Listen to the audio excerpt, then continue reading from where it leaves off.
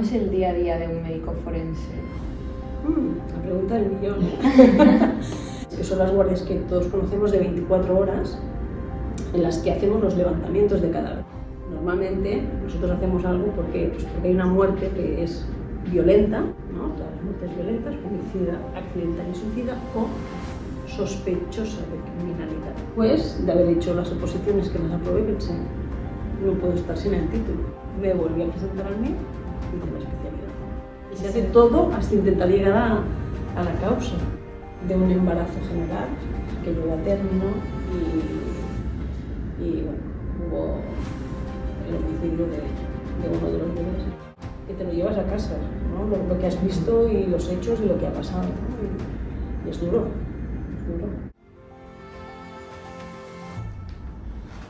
Buenos días a todos. Hoy nos acompaña la doctora Ortega. Es médico forense, actualmente jefa del servicio de patología forense en el Instituto de Medicina Legal y Ciencias Forenses de Cataluña. Es especialista en medicina legal y forense y actualmente más en el ámbito de patología forense. Además es especialista en medicina nuclear y ha sido profesora asociada a la UAB de Anatomía y Embriología Humana y actualmente es profesora en medicina legal y forense en la Pompeu. Muchísimas gracias por venir, es un honor para nosotros tenerte. Muchas gracias a vosotros por invitarme y por dar visibilidad a la especialidad que a veces ha estado un poco como más oculta, ¿no? O desconocida. Sí, bueno, y es que hicimos la asignatura este año y nos pareció muy interesante y queríamos empezar preguntándote cómo te interesaste en esta especialidad. Uy, hay tiempo. Empecé en la carrera porque me gustaba muchísimo y fue un poco por la asignatura de medicina legal y forense. Lo que pasa es que cuando llegué a hacer el MIR, a veces el desconocimiento, la desinformación, resulta que la especialidad de medicina legal y forense va por escuela, antiguamente. Ahora actualmente no, ahora ya está incluida dentro del sistema de residencia, ahora ya tenemos residentes, igual que el resto, pues para un residente de cardiología ahora ya tenemos residentes hace 3 años, pero antes no era así, lo hacías como por escuela, junto con medicina de empresa y medicina del deporte. Entonces lo que hacíamos era, pagábamos y nos formábamos en esta especialidad, pero teníamos que hacerla por vía MIR, es decir, nos presentamos al examen MIR, hacías el examen MIR, cogías una plaza, pero el sistema era diferente. Entonces, claro, cuando te informas y te dicen esto, dices, hombre, tengo que pagar, sí, he de seguir pagando también. Y además pregunté cómo se accede y nos dijeron, bueno, hay unas oposiciones, justo en la época que yo me presentaba, me decían, pero no se sabe cuándo saldrán las oposiciones para presentarte a ser forense. Pues claro, yo lo que no puedo tener es como, ¿qué hago, no? ¿Me presento, no me presento? Igual tardan 5 años, 10 años, y entonces decidí que también me gustaba la parte de radiodiagnóstico, etcétera, pues hacer otra especialidad. Hice mi especialidad, me encantó, ¿no? De medicina nuclear. He estado ejerciendo como adjunta de medicina nuclear y siempre he tenido el gusanillo y me llegó una noticia que en un año más iban a salir unas oposiciones, que podía acceder, etc. Entonces, bueno, hay que arriesgarse en esa vida, ¿no? Y hay que probar lo que te gusta. Pues hice eso. Me puse a estudiar las oposiciones con una preparadora, la doctora Lluïsa Puig, que es una eminencia, un encanto de persona, y la medicina legal. Y después de haber hecho las oposiciones que las aprobé, pensé, no puedo estar sin el título. Me volví a presentar al MIR y hice la especialidad. Porque para ser especialista tenías que volver a presentarte al MIR con las oposiciones. No, las oposiciones no, volver a presentar al MIR para poder optar a la plaza para cogerla. Vale, o sea, tenías que tener las oposiciones hechas. No, las oposiciones yo podía volver.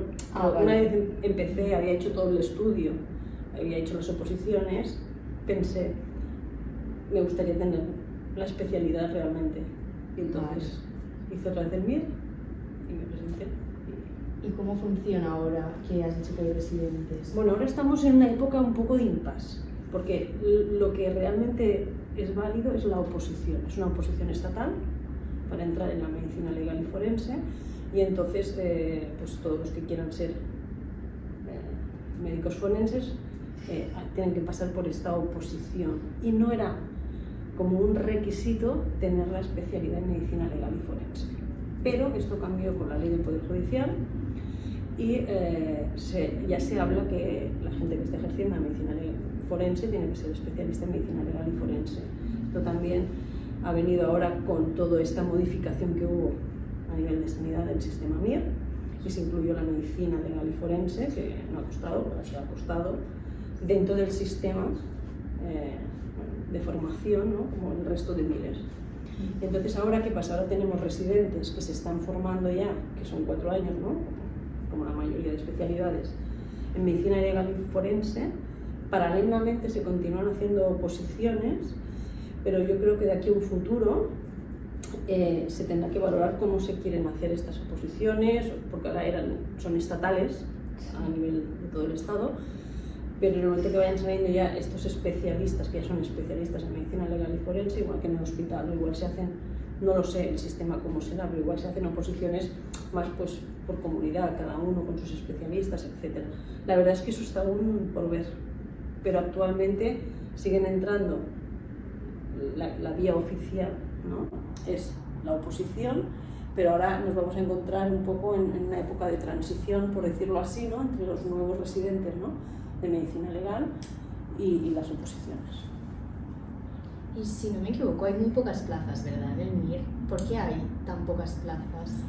Sí, hay muy pocas plazas, primero porque los requisitos son muy estrictos para poder acreditarte como unidad docente un instituto de medicina legal. Tienes que tener médicos especialistas y tienes que tener una cierta actividad, unos requisitos mínimos en actividad, igual que en los hospitales, o pasaría en los hospitales. No todos los hospitales pueden tener residentes, no todos los hospitales puedes ir a formarte, porque tienes que cumplir unos requisitos mínimos. Entonces, nosotros, el Instituto de Medicina Legal de Cataluña, pedimos acreditarnos para 4 residentes por año. Pero como era el inicio de todo, el primer año, solo nos acreditaron o solo nos dejaron un residente por año. Entonces, estos años hemos ido teniendo un residente, y ahora este año será el primer año que ya entrarán 4 residentes R1 en medicina legal. Porque entiendo que es en el hospital o donde... Es mixto, la formación es mixta. El primer año hacen hospital. Nosotros estamos vinculados, o hay el convenio con el Hospital de Belviche, para hacer ahí el primer año de residencia. Pasarán por las especialidades que están mucho más relacionadas con la medicina legal. Es Hospital de Belviche y rotan también en el Hospital Sant Joan de Déu, que es vinculado por pediatría, para ver todo, ¿no? Pediatría lo tocamos en el ámbito del menor. Después también por algún CAP, etc. Pero están ese año formándose, digamos, clínicamente a nivel hospitalario, y después el resto, los otros 3 años, ya están con nosotros en nuestro instituto, y entonces pasarían por las diferentes secciones que tiene el instituto, que es una parte de clínica forense, una parte de laboratorio forense y una parte de patología forense.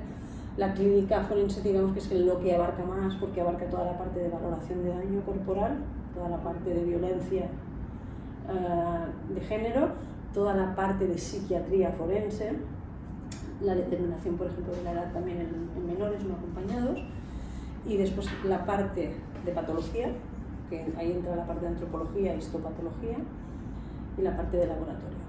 Entonces tiene que rotar ese residente por todas estas tanto secciones, por decirlo así, y después las unidades que hay dentro, ¿no? de estos 3 grandes grupos, por decirlo así. Y luego, para superespecializarte, ¿has de hacer algún tipo de máster o dentro de la misma residencia escoges el camino? Claro, para especializarte durante la residencia tú ya puedes ir viendo como a todos, y es normal, ¿no? Que te guste más una rama o una parte que otra. Hay gente que le gusta mucho más la parte de la psiquiatría forense o la parte de menores. Entonces, al final, que todos somos especialistas, en un momento dado todos podríamos hacer, ¿no? Pero es como aquí las especialidades acabas haciendo siempre una parte, pero si eres cardiólogo, igual te dedicas más a las arritmias, la cardiopatía isquémica, ¿no? Pues un poco lo mismo, ¿no? Durante la residencia te permite ver qué es lo que te gusta más, ¿no? Y después pues intentar ir hacia donde a ti te guste más, claro. no hay un máster, pero sí que es verdad que si ahora yo estoy, por ejemplo, en patología forense, los cursos que voy a hacer o mi formación, voy a ir a buscar más todo lo que esté relacionado con la patología forense, que no quiere decir que a veces haga cursos para actualizarme pues, en violencia de género, porque igual nosotros recibimos, por ejemplo, pues, feminicidios generales, ¿no? O violencia a los niños, etcétera. Pues también sí que voy a hacer algo para estar como actualizada, pero mi mayor actividad de formación la dedicaría a la patología forense. Es un poco así que es lo que se suele hacer. Porque ¿cómo es el día a día de un médico forense? La pregunta del millón. Mira, el día a día es nosotros, si no estamos de guardia, estamos haciendo lo que nos toca hacer. Es decir, si yo estoy en patología forense, nosotros tenemos pues, un calendario, por decirlo así, entonces yo entraría los días que me toquen, 1, 2, 3 por semana, a autopsiar. Las autopsias que ese día entren de la guardia, ¿sí? Ya pues, hacer los informes, tienes que también hacer conexión pues, con juicios si te tocan, eso lo tienes programado. Entonces, durante el día a día del forense normalmente es el horario pues, de 8 a 3, ¿no? Y es lo que te toca. Si estás en clínica, visitarás a gente, pues tendrás una programación de lesionados que decimos nosotros, porque vas visitando, o por ejemplo tendrás que hacer valoraciones psiquiátricas tanto en el ámbito penal o en el civil, ¿no? Las incapacidades, valoración de la capacidad, etc., ¿no? Pues ese es el día a día, lo que tienes programado. Después puedes estar de guardia. Las guardias son muy diferentes. Entonces, dependiendo de dónde estés, harás guardias. Y entonces aquí actualmente en el Instituto de Medicina Legal hay guardias, por ejemplo, de incidencias, que son las guardias que todos conocemos de 24 horas, en las que hacemos los levantamientos de cadáver, ¿no? Que es lo que supongo que habrás oído hablar mucho más. O a veces también hacemos, dentro de esa guardia nos entra todo lo que sería la violencia sexual, ¿no? Si hay una agresión, al hospital donde llegue la víctima, nosotros nos desplazamos para hacer todo lo que sería la pericia en relación, ¿no? La toma de muestras, etcétera, en relación a ese asunto. Esas serían como las guardias de incidencias, ¿no? O a veces piden autorizaciones en trasplantes, en donación, etcétera. Bueno, esa sería la de incidencias, que es como la más conocida.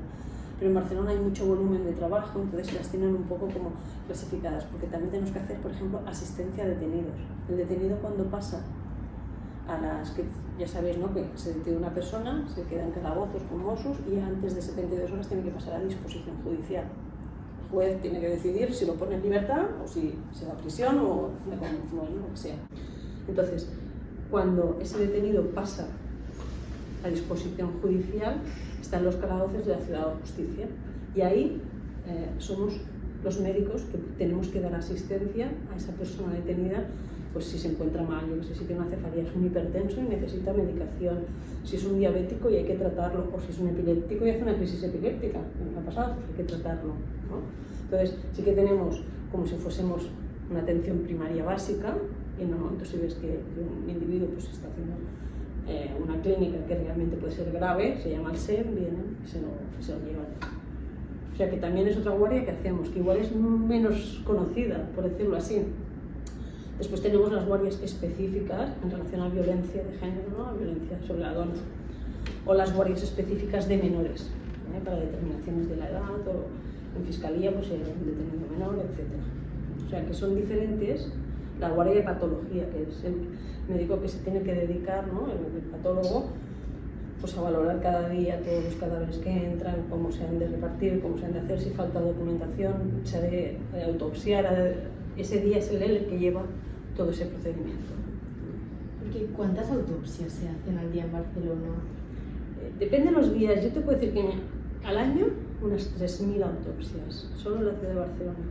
Tú piensas que, por ejemplo, un hospital grande, Belviche, un hospital grande, igual hace unas 100 autopsias al año. Nosotros estamos haciendo, doblando unas 3.000 autopsias, esas son las estadísticas. La media suele ser unas 10 diarias, dependiendo a veces el día, ¿no? Igual un día tienes 7, pero es que el día siguiente tienes 15. Porque los 7 días. ¿Cuál es la diferencia de hacer una autopsia en el hospital en el instituto donde lo hacéis vosotros? Muy buena pregunta. Eso es pregunta de examen. En el hospital se hacen lo que se llaman las autopsias clínicas. Nosotros hacemos la autopsia judicial. Ya el objetivo es diferente. Una autopsia clínica se hace por interés o por la familia, para saber la causa de la muerte, o por interés médico, porque no saben un proceso que ha estado en tratamiento, no saben por qué ha finalizado con ese final, que es la muerte al final, ¿no? Que podría ser qué ha pasado, ¿no? Queremos saber para aprender, ¿no? Entonces, la autopsia clínica tiene sobre todo esa finalidad, ¿no? Por familia y por científicos, ¿no? Para mejorar la calidad también hospitalaria, porque si saben, aprenden y mejoras la calidad del hospital. En cambio, la autopsia judicial es porque normalmente nosotros hacemos algo porque hay una muerte que es violenta, ¿no? Todas las muertes violentas, homicida, accidental y suicida, o sospechosa de criminalidad. Es decir, se ha muerto una persona y no sabemos de qué se ha muerto porque no tenía antecedentes, dependiendo a veces de las circunstancias, cómo ha fallecido, etc.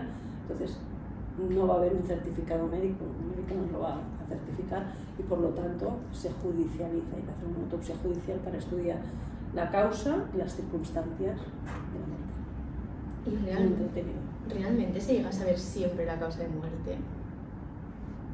Se llega a saber siempre, yo diría que la mayoría de las veces sí, pero a veces no.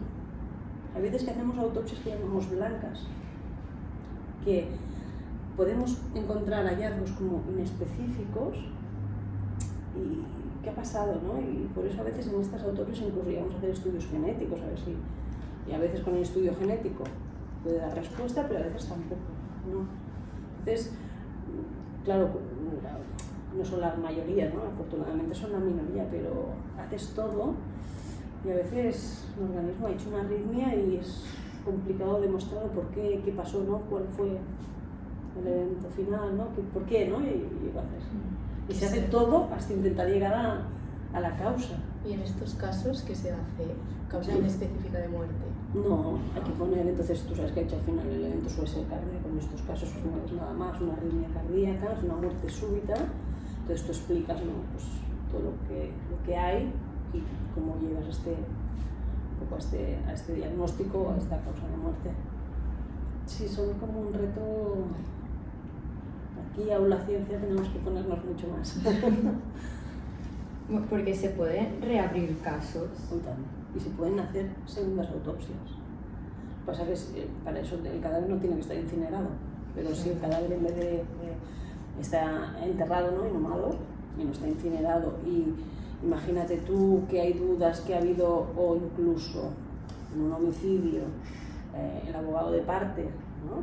Quiere valorar, tiene que hacer siempre la petición al juez, evidentemente, y el juez decide, ¿no? Valorando evidentemente todos los elementos, si procede o no, pues hacer la exhumación de ese cadáver y hacer una segunda autopsia. ¿Quién la va a hacer? Si la podría hacer incluso un perito privado, ¿no? O sea, no se suelen hacer muchas, pero se podría hacer, sí, sí. ¿Y qué papel tiene un perito privado en un juicio? O sea, ¿qué peso tiene? El papel del perito privado es un papel que es de parte, que se dice. Es decir, nosotros somos personas que trabajamos somos personas técnicas, ¿no? Es decir, con una profesión, y que trabajamos para la administración de justicia. Es decir, en teoría nosotros no tenemos ningún interés por ninguna de las partes de las cuales hay un procedimiento abierto, ¿no? Pues imaginaos un homicidio, la persona, el agresor y la víctima, ¿no? Entonces nosotros tenemos que trabajar imparciales totalmente, ¿no? Y llegar con evidencia científica, con todo lo que tenemos a nuestra disposición, pues a determinar la causa de muerte, cómo podría haber sido, todo. Cuando se hace el peritaje de parte es porque, por ejemplo, en este caso, o la familia de la víctima, ¿no? En este caso, o el agresor, contratan a un perito privado que les pagan para que ellos hagan su valoración. Que eso no quiere decir que lo hagan mal, ¿eh? No, pero se llama de parte porque ya no es equilibrado, ya no, bueno, no sé, deberían ser todos imparciales, ¿no? Pero ya está contratado por una de las partes, por eso se dice un perito de parte, porque está contratado o por la parte de la víctima, ¿no? O por la parte del supuesto agresor o agresora. ¿Y tú crees que os podéis equivocar al determinar una causa de muerte? Yo creo que todo el mundo somos humanos y errores ¿Y cuántos, solo por ser humano ya lo puedes cometer. cuántos errores se pueden cometer? A ver, esto es como en todo, ¿no? Tú intentas trabajar con la máxima diligencia, prudencia, con todo, ¿no? Y en algún momento algo del proceso, no lo sé, o has podido equivocarte, mirarlo y pensar que era, pues no sé, pues un infarto y al final, no lo sé, pero puede pasarnos, claro, somos humanos y lo que se intenta es evitar esto. Y si se detecta, pues solucionarlo, claro. Pero, bueno, igual que un médico, ¿no? Aún haciéndolo todo súper bien, pues igual puede haber un error diagnóstico, que no quiere decir en ninguno de los casos que eso sea una malpraxis, ¿no? Pues que somos humanos. Y a veces la medicina no es 2 más 2, 4. A veces hay una clínica, unos síntomas o unas que te orientan hacia esa patología y, ostras, pues resulta que no ha sido, ¿no? Con todo lo que tenemos a nuestro abasto, ¿no? Para poder diagnosticarlo, ha habido ese error. Pues puede pasar, en patología también. Claro, en patología o en medicina, pues no somos, evidentemente, no tenemos la posesión de la verdad, ¿no? Pero es intentar, como en todo, trabajar con la máxima profesionalidad. Porque trabajáis como a la vez, de modo que podáis pedir ayuda, como en el momento. Mira, nosotros tenemos una ventaja y es que cuando se trabaja con cadáveres, las cosas no suelen ser urgentes. Si tú estás en un paciente en urgencias, igual rápidamente tienes que tomar una decisión si le metes un medicamento o no. Y en función, ¿no?, de si hay un error o no, puede tener consecuencias más o menos graves, ¿no? Nosotros en patología forense, el cadáver, bueno, desgraciadamente ya está, ¿no? Entonces, sí que es verdad que dependiendo de lo que estemos viendo, claro, pediremos pruebas complementarias. Podemos parar la autopsia si vemos algo y decir, un momento, necesitaría aquí, por ejemplo, que viniesen a ver, y estaba haciendo, igual sí que había que hacer una radiografía, no lo sé, o tal cosa se puede hacer, o estoy viendo esto, voy a coger muestra porque me gustaría que se analizase, se puede, evidentemente que se hace. Tenemos un poco de ventaja, o igual has hecho la autopsia ese día, si el cadáver aún está, al día siguiente, hay aquella lesión que, porque a veces te llevas, vas pensando, ¿no? Vuelves a ver el cadáver. Quiero ver, es que ayer lo vi, pero igual quiero volverlo a ver hoy, ¿no? Pues puedes hacerlo si no ha salido, ¿no? Sí. Intentas dejarlo con la autopsia todo hecho, ¿no? Pero a veces pues puede pasar. ¿Y tienes algún caso que digas, este me ha marcado tu caso más duro? Porque me imagino que no debe ser fácil trabajar. Bueno, al menos cuando fuimos a ver la autopsia me impresionó porque era la primera vez que lo veía. Claro, como, no sé, ¿qué tal las primeras veces o el caso más duro? Y nada más se me quedó grabado.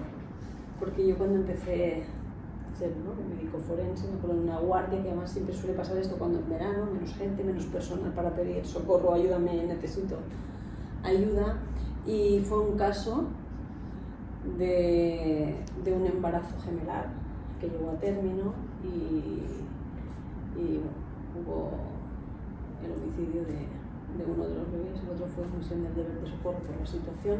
Ya está hecho, ya está juzgado, ya está todo, está cerrado ya el caso, pero me marcó porque, claro, yo ya empecé, una de las primeras guardias que tuve, al final los menores, las sensibilidades que te afectan mucho, ¿no? Bueno, te afectan, nadie, un menor no debería morir, ¿no? Entonces, pues uno de los primeros casos así muy duros que me acuerdo que me encontré en la guardia. ¿Se lleva mejor a lo largo de los años? Se lleva mejor, quizás somos profesionales e intentas siempre separarlo, porque es que si no podríamos acabar todos. Pero sí que es verdad que hay circunstancias que pueden afectarte más o menos y somos humanos y sensibles, ¿no? Que a veces piensan, no, como es forense ya está acostumbrado. Bueno, intentamos ser lo más profesionales, pero hay veces y situaciones que te lo llevas a casa, ¿no? Lo que has visto y los hechos y lo que ha pasado, ¿no? Y es duro, duro. Sí.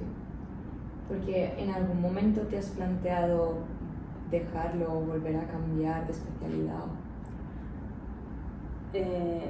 ¿Dejarlo por el trabajo? No, dejarlo por el... No. La verdad es que no.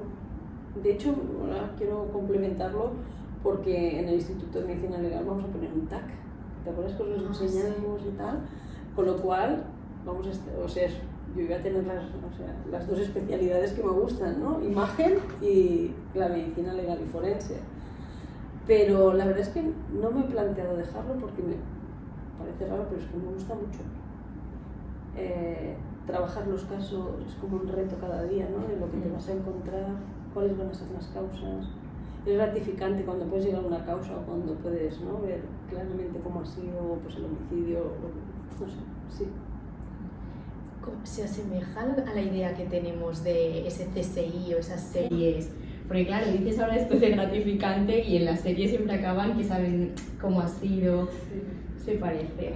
No. Ya es que me lo imaginaba. No. Y a veces lo digo, no es el CSI, y a veces cuando me hace gracia cuando ves las películas, murió a las 14:25. O sea, determinar, por ejemplo, eso es un enigma aún para nosotros en el sentido que podemos aproximar mucho la data, pero decir a las 14:55 eso es porque normalmente en el hospital sí, porque han hecho una reanimación y marcan la hora de la muerte, pero si nosotros vamos a un domicilio donde encontramos una persona fallecida, acotamos, ¿no?, con toda la exploración que hacemos, fenómenos cadavéricos que hemos estudiado, etcétera, ¿no? Entonces tú acotas y aún así, ¿no?, siempre hay un margen, ¿no?, pues más o menos 2 horas, por lo tanto es uno de los grandes enigmas, ¿no?, intentar el cronotanato poderlo clavar, ¿no? Pues claro, CSI siempre lo sabe todo, tienen todo súper fácil y sencillo. Y dices, no, hombre, si yo me mataba a estudiar y a ver esto y esto no me sale, ¿cómo puede ser que a ellos les salga tan fácil? No. Claro, las películas tienen que darle gracia. Pero bueno, el trabajo es ese, ¿no? Es investigación de todo esto. En relación a la clase, que nos quedó el misterio de si hay un homicidio perfecto.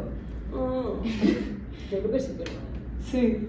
Intentamos que averiguarlo todos, pero es que a veces nos sorprenden incluso cómo son, ¿no? Algunos decimos cómo lo ha hecho, ¿no? Sí. Pero yo creo es difícil hacerlo, pero sería complicado porque además estamos como súper vigilados, ¿no?, entre los teléfonos, que a veces tienes que tener muchos factores en cuenta, ¿no? Sí, no solo el homicidio exacto, ¿no?, para que no te sitúen en el lugar o no te hagan, y eso es así. Pero es como me dicen, yo no diría nunca que no existe el homicidio perfecto. Yo creo que costaría, pero podría, y por eso estamos ahí, para que no se nos pase ni uno. Descubrirlo todo. ¿Y la relación con la prensa qué tal? Porque a mí me sorprendía cuando hacíamos la asignatura que decías, ¿os acordáis del caso aquel que salió por la tele y tal? Pues se hizo aquí la autopsia. ¿Qué tal con la prensa? Nosotros intentamos evitar la prensa, porque la prensa, cada uno tiene que hacer su trabajo, ¿no? Entonces, nosotros no nos comunicamos nunca directamente con prensa.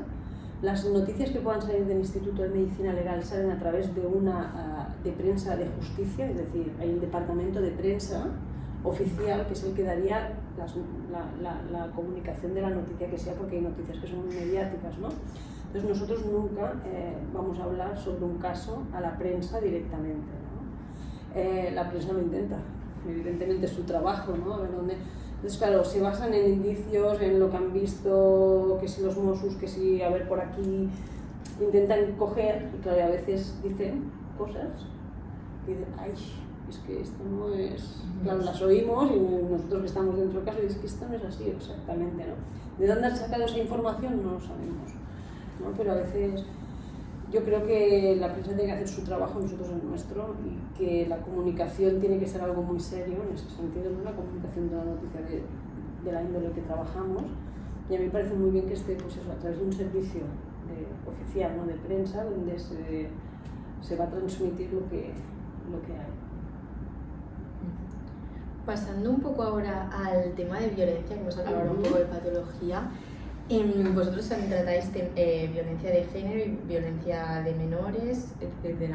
¿En qué casos se llama un médico forense?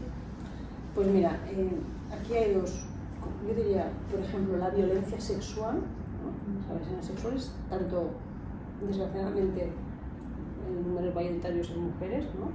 Pero que puede ser en mujeres, en hombres, en cualquier persona. ¿Qué se hace? Esto habitualmente es algo agudo que sucede en un momento, ¿no? Y entonces la víctima se desplaza normalmente al hospital, allí todo un protocolo establecido, entonces donde nos avisan cuando llega al hospital que hay un código, ¿no? Ya todo hablamos por códigos, donde hay estos hechos. Entonces nosotros en la guardia de incidencias nos desplazamos al hospital y ahí pues hacemos toda la valoración. Eso sería como la violencia sexual, ¿no? Después está la violencia de género, que es cuando una persona, una víctima, va al juzgado de guardia, pone una denuncia y a partir de ahí se inicia todo un proceso judicial. Se valora a la víctima y se valora al posible agresor.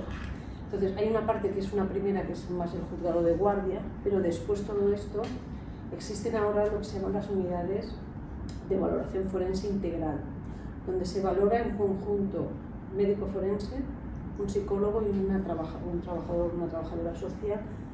Se valora tanto a la víctima como al agresor para emitir pues, los informes, ¿no? Para que sean lo más completos posible. Ahora existen estas unidades. Estas son unidades que se han creado no hace mucho. Las unidades de valoración forense integral, que os empezarán a sonar por algún momento, ¿no? Entonces se hace toda esta valoración de la persona víctima. Entonces hay una buena coordinación entre profesionales. Nos toca coordinarnos. Sí. Se intenta, ¿eh? A veces hay desajustes, pero se intenta. Sí. Y trabajar pues juntos, o a veces es difícil, es que tengo este día no puede ser, y intentamos siempre que, bueno, yo no me encargo en estos casos, ¿no? Yo estoy más en patología actualmente, pero lo ves, ¿no? Que intentan, pues eso, hacerlo lo mejor que pueden. Pues sí, colaborar y todos a uno, en ese sentido.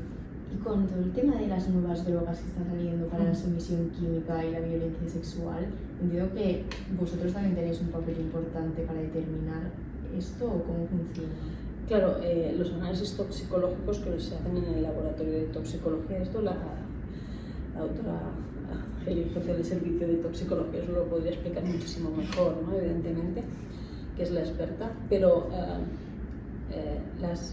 os sorprendería la rapidez con la que se generan nuevas sustancias, ya diría que a diario. Y claro, no es fácil detectarlas, porque son nuevas y cuando tú detectas o analizas algo es porque tienes algo que sabes lo que es. Entonces, todas estas nuevas sustancias, ¿no? Y ya no estoy hablando del fentanilo, que se ha puesto de moda, pero ya sabemos lo que es, ¿no?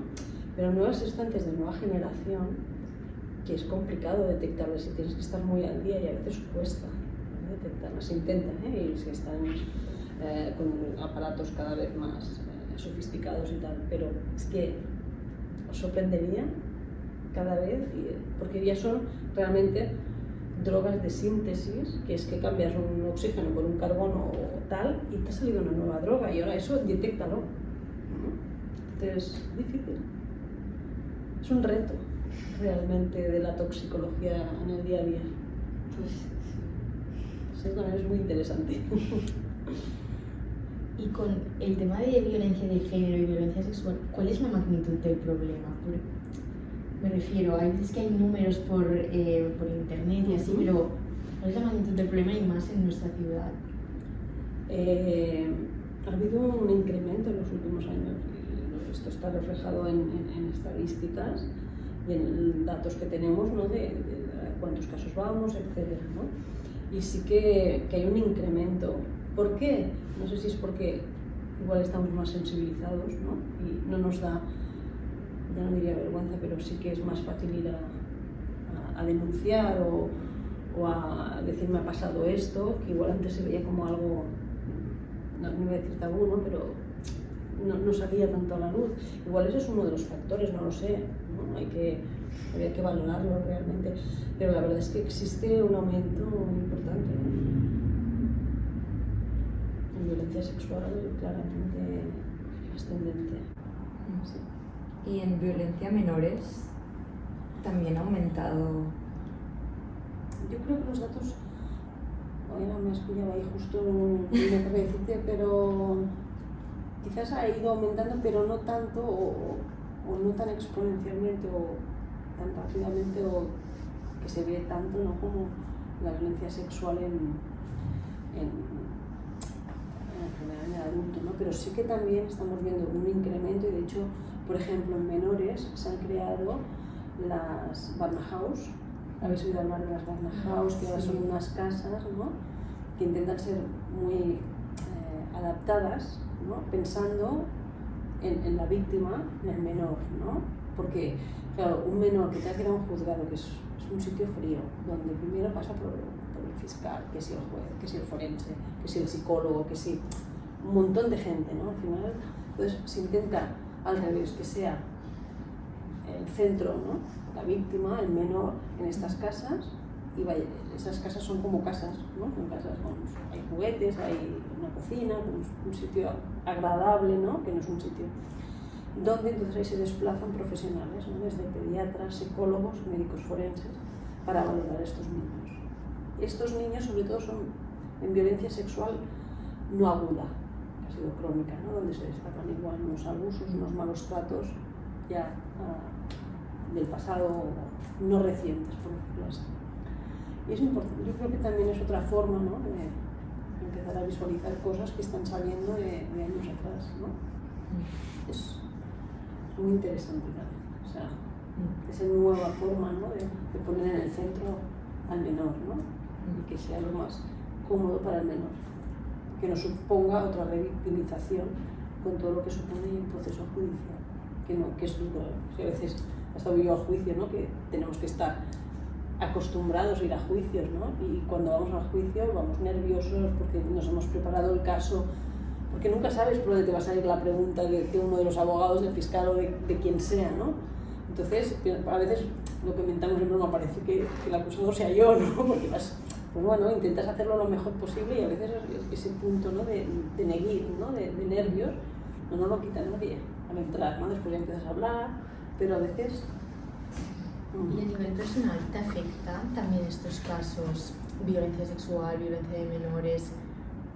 Claro, al final todo afecta, porque estás trabajando con actos violentos que no deberían suceder, ¿no? Entonces, al final sí que es verdad que cuando hacemos autopsias muchas veces son muertes naturales, ¿no? Bueno, no debería haber pasado, pero ha pasado, ¿no? Nos podemos morir en cualquier momento. Pero cuando ves o la violencia, ¿no?, homicidios, o al final, claro que sí que te afecta, pero intentas gestionarlo. Y hay herramientas para gestionarlo, incluso en algún momento en grandes catástrofes, por ejemplo, pues te pueden proporcionar ayuda psicológica, ¿no? Porque somos profesionales y también igual, ostras, lo necesitamos en un momento dado, ¿no? Porque, por ejemplo, para grandes catástrofes, creo recordar que hacíais como simulacros para prepararos, ¿no? Exacto, claro, porque este evento, ¿no?, el suceso este que supera, ¿no?, todos los límites de... nunca sabes cuándo va a suceder, cómo va a ser, si va a ser por el accidente aéreo o terrestre o va a ser algo a nivel ambiental, ¿no?, como en este caso Valencia fue hace poco. Entonces, intentas hacer simulacros para tener toda la normativa que hay, que es el reglamento del 2009, refrescada, saber cómo hay que manejar y cómo hay que hacer y cómo proceder en estos casos. Y además es una forma de aprender a trabajar en equipo, coordinados pues con Mossos, porque tienes que trabajar con muchos equipos, ¿no? Pues cada uno cuando ha de entrar, cómo se ha de trabajar, ¿no?, cómo se crean los equipos de identificación, etc. Entonces hacen los simulacros. Y piensas, bueno, estamos haciendo un simulacro, parece que estemos, pero aporta mucho, porque después del simulacro, ¿no?, el ejercicio práctico, se hacen los debriefing, que se dice, ¿no? Es decir, vamos a ver dónde hemos fallado y por qué hemos fallado aquí, ¿no?, para intentar, evidentemente, siempre mejorar. Aún así, cuando hay un suceso, claro, cada uno viene el que viene, ¿no? y has hecho muchos simulacros y evidentemente es un aprendizaje que tienes, ¿no? Pero no deja de ponerte en situación de estrés máximo, de una situación importante emocionalmente hablando, ¿no? Para poderlo controlar o gestionar, ¿no? Que todo funcione y salga como tiene que salir. ¿Y sentís que como que se os escapa de las manos a veces según qué catástrofe? Es decir, ¿estamos preparados? Yo creo, claro, el primer impacto es pero después vas reaccionando y sí, podemos gestionarlo y vamos a organizarnos y se puede hacer. Yo creo que sí. Ahora que para eso se requiere, pues eso, ¿no? Preparación y trabajar y coordinarse muy bien con todos los equipos que están dentro, ¿no? Y trabajando. ¿Te sorprende la catástrofe? Sí. ¿Te la imaginas? Bueno, cuando sucedió lo de La Dana, por ejemplo, que oíais noticias a veces, ¿no? Uy, cuando entren en el parking del supermercado habrá 6.000 muertos.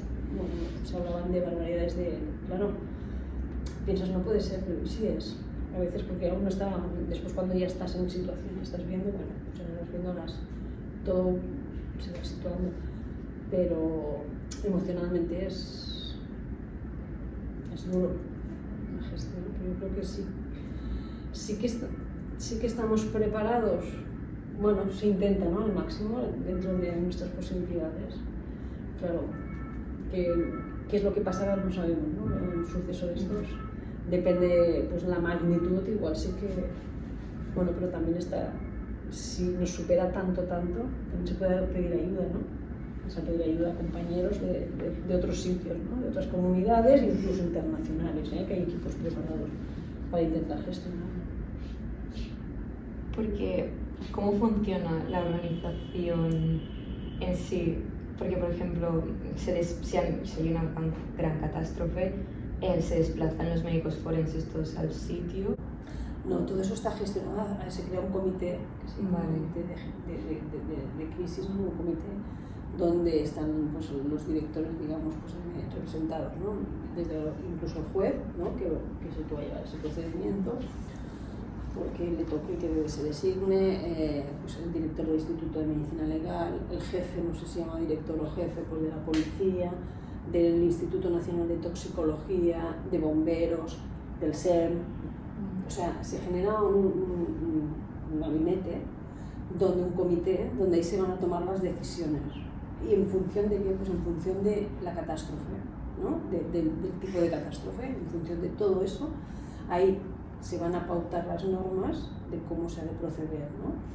Entonces, normalmente, claro, los primeros que actúan son bomberos, SEM, evidentemente, porque hay que sacar a las personas, ¿no? Que heridos, graves, leves, menos graves, etc., ¿no? Y después se gestiona el resto, ¿no? Porque al final el cadáver hay que, evidentemente, hacer todo, pero no es urgente como un traumatismo que tiene la posibilidad de sobrevivir. Entonces, primero está todo como muy bien pautado, cómo se ha de entrar, quién, en qué momento, y después cómo se gestiona todo, ¿no? Y también en función de la catástrofe se dice el número de equipos que van a entrar. Igual solo se necesitan 5 equipos, por ejemplo, de forenses con policía para entrar al lugar, para hacer todos los levantamientos de cadáver, ¿no?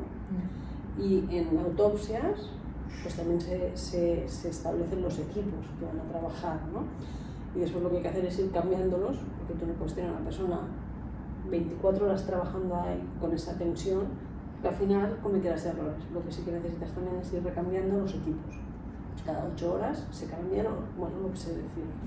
Y todo eso se tiene que tener en cuenta. ¿Y las autopsias se hacen en el instituto más cercano a la catástrofe? Habitualmente sí.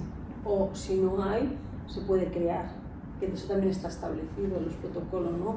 Un lugar, ¿no? Adecuado para un polideportivo, ¿no? Depende de donde sea, donde se puede generar rápidamente, se puede montar ahí, porque se montan igual que los hospitales, ¿no? De campaña, pues se montarían, pues, lo que sería la morgue, ¿no? El depósito de cadáveres, ¿no? Y la zona, pues si hay que hacerlo, pues de autopsias, ¿no? Se puede llegar a hacer eso también.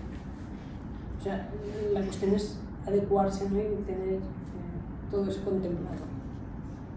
Y en el caso de la Dana, los datos que se daban a nivel de la prensa, esto que has dicho del supermercado, que decían se van a llegar 6.000 muertos, estos datos, los datos que se dieron al final eran reales.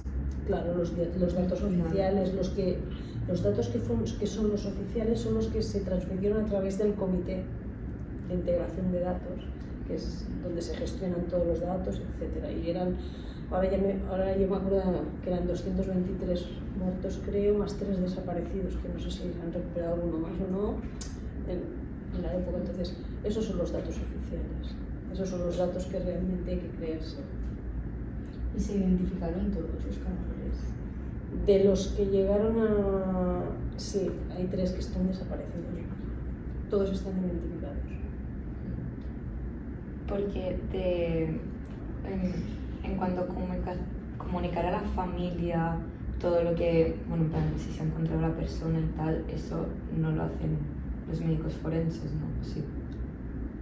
Depende, nosotros hablamos con familias, pero depende, ¿no? Entonces, muchas veces oficialmente quien tiene que desplazarse o localizar, porque quien tiene los datos es policía. Claro, ellos pueden a través de un DNI saber dónde esta persona, hijo de... y poder localizar pues, a familiares, ¿no? Entonces, esa búsqueda, ¿no?, de ese familiar lo tiene que hacer policía. Eso no quita que muchas veces los familiares vengan al instituto, por ejemplo, de medicina, evidentemente, pues a saber o a preocuparse, ¿no?, pues, por la persona fallecida. Entonces nosotros pues les atendemos, evidentemente, hay que explicarles, ¿no?, porque están en una situación vulnerable de duelo, ¿no?, una situación emocional que puede ser, dependiendo de la causa, sobre todo dura. Entonces intentar explicarles en la medida de lo posible, ¿no?, pues, lo que ha pasado, o a veces nos vienen a preguntar porque vienen hasta desorientados incluso en la gestión, ¿no?, qué quiere hacer, ¿no?, pues también orientarles cómo se gestiona, etc. Y entiendo que os pueden llamar de cualquier catástrofe que pase a nivel de España, pero también a nivel del mundo, como medicina humanitaria. Eso es un poco diferente. Nosotros, por ejemplo, cuando pasa algo, por ejemplo, de Valencia, los compañeros de Valencia, entonces se hablan entre directores y los directores ofrecen. Si necesitáis, estamos aquí, nosotros, ¿qué es lo que necesitáis?, ¿no? Es como nos ponemos a vuestra disposición, ¿eh? Entonces, el director de ese lugar, ¿no?, de donde ha sucedido, pues decide si necesita o con su equipo que tiene ya es suficiente, o necesita que vengan 2 equipos más de 2 sitios diferentes. Bueno, es un poco la persona que está allí, ¿no?, con este comité se gestiona y se decide, ¿no?, se toman las decisiones si necesitan. Incluso enseguida también a nivel internacional se pueden poner como a disposición, ¿no? De hecho, cuando ha sucedido pues Ucrania, etcétera, esto se hace a través como de protocolo, ¿no?, pues el director pone a disposición, ¿no?, hay un grupo, siempre también es verdad que tiene que ser gente voluntaria, tú no puedes obligar a nadie a ir, que esté formada, pues que si quieren están dispuestos a ir, en este caso, ¿no? Normalmente siempre hay gente, siempre hay médicos forenses, voluntarios, siempre estamos, pero sí que se gestiona, tú te pones como ofreces y después, dependiendo de la catástrofe, deciden si te incorporas o no, ¿no? Por ejemplo, han participado en el 2006 el tsunami de Tailandia, por ejemplo, compañeros médicos forenses del instituto, en German Weeks, o sea que hay amplia también participación a nivel internacional. Pero ya depende de que, bueno, los equipos, se habla, hay toda una organización y se gestiona. ¿Y has estado en algún caso internacional? Internacional, no. Estoy trabajando en, bueno, cooperación en Guatemala, pero es un caso como de memoria democrática allí, de exhumación de cadáveres, un genocidio de allí, en los años 80 o así, a través de la Agencia de Cooperación Catalana pues también pues, piden ayuda, se hacen convenios, ¿no? Entonces piden pues, un perfil de médicos forenses que sean también, que sepan de antropología o lo que sea, y entonces también se van a hacer ayudas a ese nivel. ¿Por qué crees que faltan médicos forenses? Porque hay mucho trabajo. Yo, ¿por qué creo que faltan? Yo creo... ¿Por sí crees que faltan? Sí, porque además la previsión y esto es un poco también un problema a nivel de medicina en general, ¿no? Va a haber hay la famosa generación baby boom y van a haber muchísimas jubilaciones, y si no tenemos un recambio necesitamos gente, claro, y tanto que que falta. Sí, es que estamos justitos, o sea, faltan. ¿Y tenéis más trabajo que personal, por decirlo así? Exacto. ¿Necesitaríais más gente? Hay sitios que nos faltaría algún médico más, pero es que no hay recambio. Vosotras, que sois las nuevas generaciones, os animáis, porque creo que es súper interesante. Además, cada caso es diferente, no es nada monótono la profesión, ya os lo digo. Sí. Bueno, pues Eso sería todo. La verdad, muy interesante la charla. Muchas gracias. Y la especialidad también muy interesante. Pues ya estáis aprobadas, ¿no? sí, ya. Bueno, muchísimas gracias por venir. Ha sido un placer, la verdad. A vosotras. Sí, por muchas invitarme. gracias. Muchas gracias.